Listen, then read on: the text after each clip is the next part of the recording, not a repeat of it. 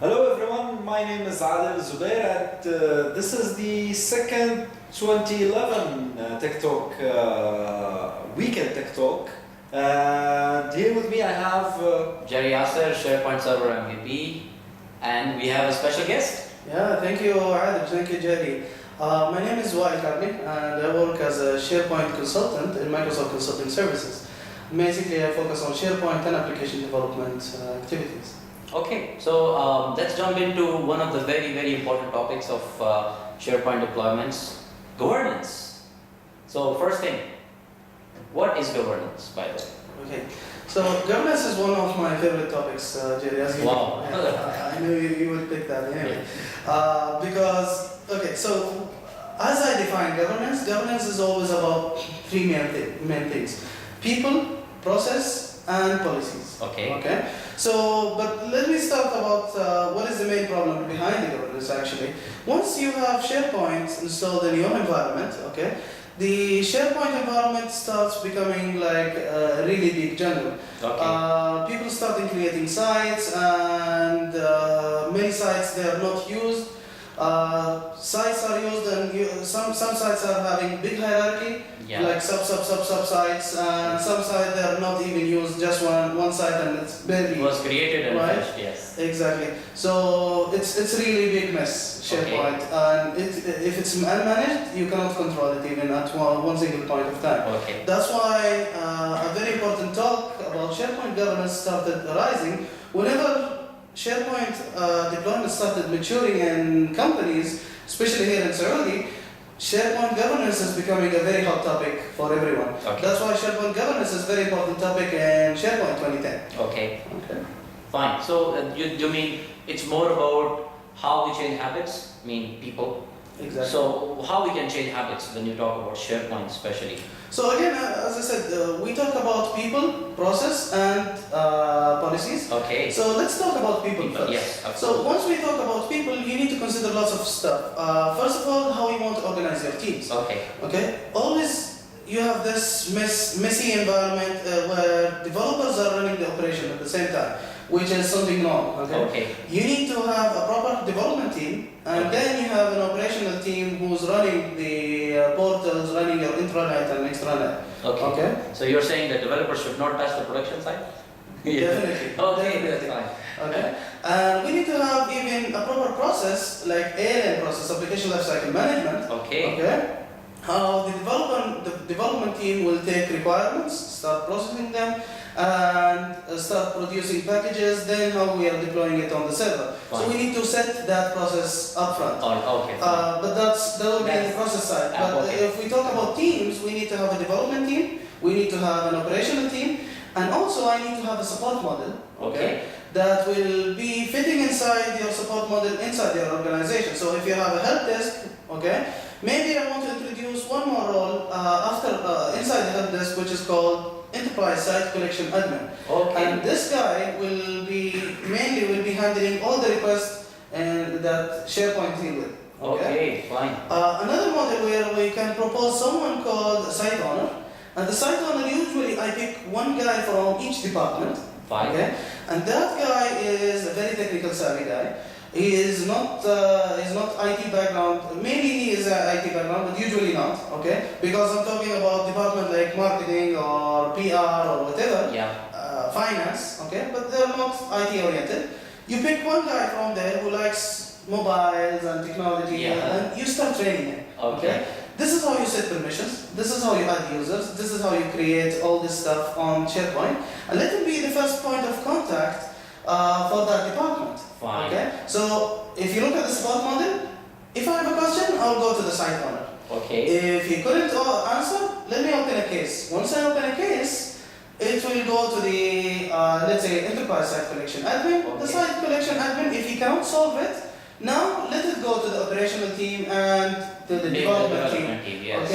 Then it should follow under the normal procedures. And this means that if your organization is huge, like you have 20,000 employees, you will solve the problem within your department rather than sending emails to multiple people and at multiple times. Exactly. Yes. Also, we need to recruit people like this. Yes. So one of the since we are talking about people, we'll talk about end user production. In SharePoint, we already shipped something in 2007, something called the end user training, which is a site that you can install on your SharePoint server, but it's a learning site. Okay. And there are lots of trainings you can get. They're all like short trainings. Yeah. Okay, 3 minutes and 2 minutes and all that stuff. Usually, to be a site owner, or if you want to create a site, what I do, that's part of my governance plan. I will put a policy, then that will be in the policy side. If you want to create a SharePoint site, you need to finish 1 to 3 trainings, okay? And also we ship a certificate actually for you. You can sign that certificate from the CIO, for example, that this guy is certified on SharePoint, end user training or whatever. So this means the trainings are very, very important to be part of the especially the end user part. Yes, I think this is one of the things that we, as a SharePoint architects, when you go to companies, SharePoint is all about a guy like me or somebody who knows SharePoint. He knows everything. So if you have 1,000 employees, any question will go reach you. I think this is where the employers in Saudi should realize that it doesn't work like this. We should have teams of people who know SharePoint. So how? Pick up the users, select the users who want to learn, give them training, and let them handle their departmental things. Correct? Exactly. Yes. Correct. So this will really solve some problem. Now, we covered people. Now let's cover processes. Okay, so processes. One of the most important things when we talk about processes is the ALM. Which is application lifecycle management. Fine. Okay. First of all, you need to find a way to get at least a test environment and before the production environment, and you need also the development environment. You cannot have development and test in the same place because you need to have unit testing done by developers, and the more developers you have, you cannot share the one machine. This is a little bit different from other ASP.NET or other .NET activities. Because developers, each developer needs to have his own machine. Yes. Okay. You need to install Visual Studio on the same server as SharePoint. Yes. But of course, it's not the production server. Yes, absolutely. Okay. Which I found a lot in many places. Yeah. So let's establish this application lifecycle management. I have my own development environment. Let's say we have 3 developers. Okay. So we're doing, you're doing a web part, I'm doing an event receiver, you're doing a workflow. We started developing. After that, we checked our code in our source control, maybe in TFS. Okay. After that, we'll combine our code as a package, deploy it on the test environment. In test environment, we'll go and check how is it functioning, all the sites are working, did I break anything? Yeah. If everything is working fine, let's ship it to development. Fine. That's the first thing to do. Fine. And to control all of this, we have a process called, or a methodology we use called MSF, which is Microsoft Solution Framework. Fine. Okay, you can read about it more on the Microsoft site. Okay. But basically, it is controlling the development cycle. How you get requirements till you ship to the deploy. It starts with envisioning, planning, then building whatever you plan for. Then stabilizing it. Yes. Do not add more features after you plan for it, you build it. Then you start the deploying. Fine. Okay. This will take us to the second process, Fine. which is the main important process, which is called operation.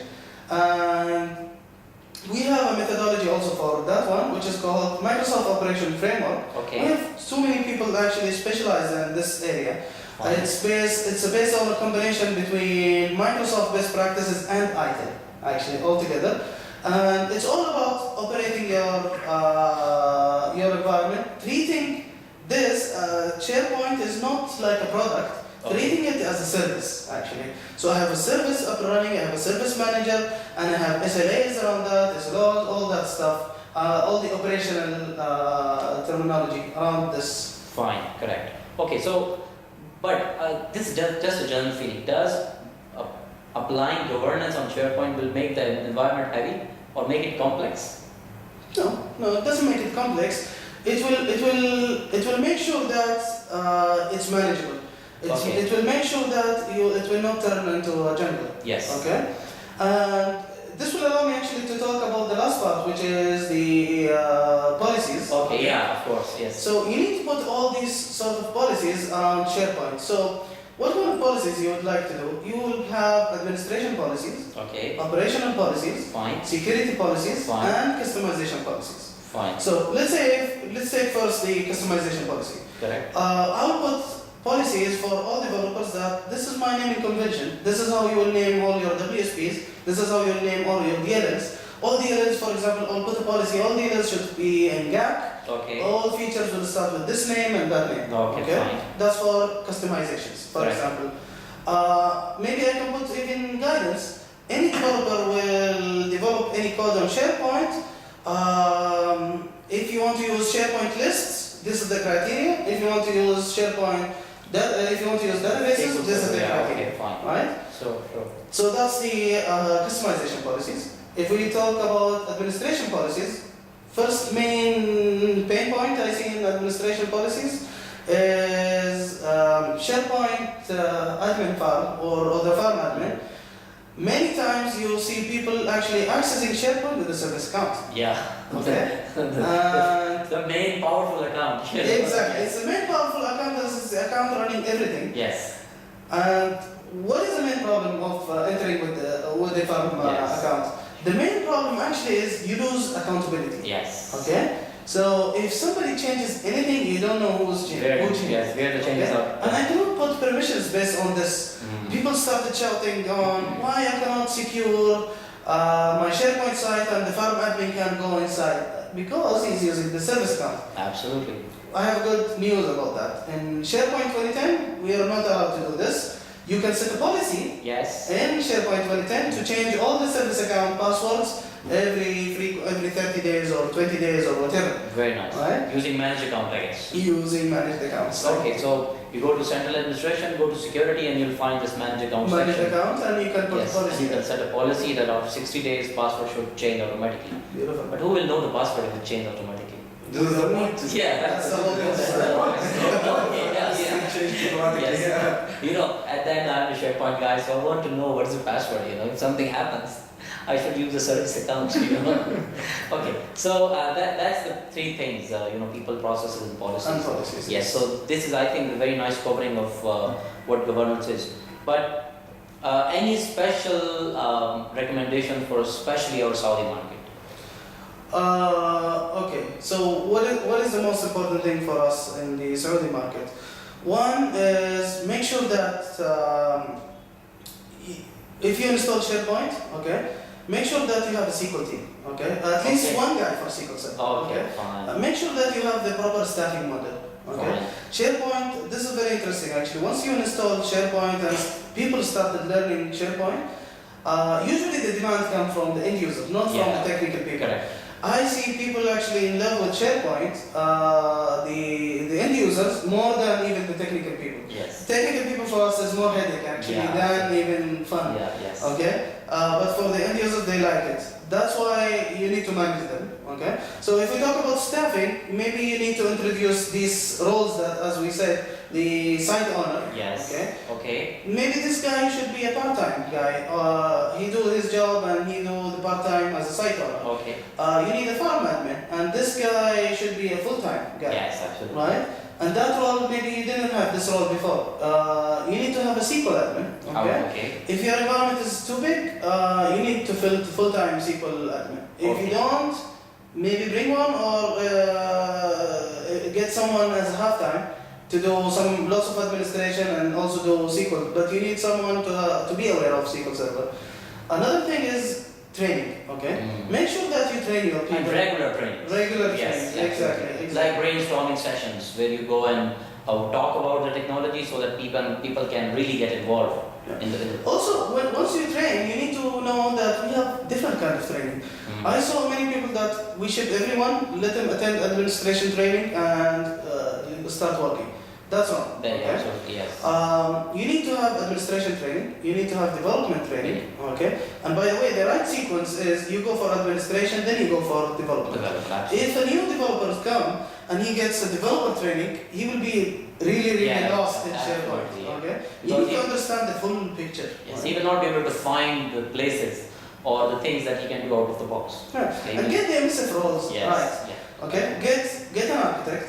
Okay, at least if it's not like when we say MSF roles, you can be one person handling more than one role. Yes, correct. And we have a matrix actually in MSF that will tell you what roles are conflicting with each other. That Okay. I'm a developer, I cannot do testing. at the same time. Yes, Okay, sure. I can do testing on another project, but I cannot do testing on the same project. Yeah, on the same code that I've written. It's Okay. very, very So hard. what is the minimum MSF team actually? What do you think?